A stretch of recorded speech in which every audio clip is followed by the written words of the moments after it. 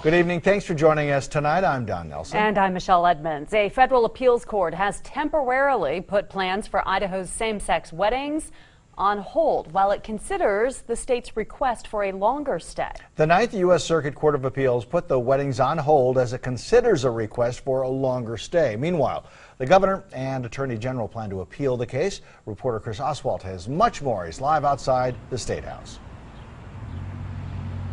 Don and Michelle, the ruling came down late this afternoon, and while it's upsetting to the 4 lesbian couples who filed the suit, their attorney is hopeful by this decision. And if the Ninth Circuit wanted to go ahead and stay the matter, it could have granted that outright. And instead, it apparently has decided it will take some more time and I think give a good hard look to our opposition to the stay.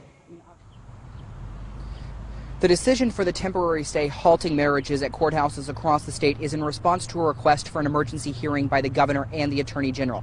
It is not a decision on the request for a stay by both the governor and the attorney general. The decision is basically what you could call a timeout, saying the Ninth Circuit Court needs more time to review the request and an appeal by the plaintiffs. Attorney General Lawrence Watson says this stay will prevent what he calls chaos that allowing marriages to happen would have created. In order to have an orderly process to get to the end of the row, it's simply to maintain the status quo until the court can hear the full appeal.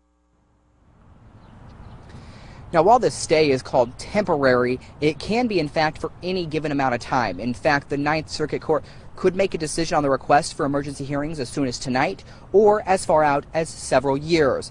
Now, I did talk with some same-sex couples who were planning on getting married tomorrow. They say they're obviously disappointed by this decision today, but many of them that I talked to say that they're not letting this get in the way or shatter their hopes. Some of them are even planning to show up at the courthouse tomorrow to try and get their marriage license. Now, my colleague Karen Lair is talking to one of the plaintiffs in this lawsuit about their reaction to today's decision. She'll have much more on that coming up tonight at 10. For now, we're live at the State House. Chris Oswalt, Today 6 on your side.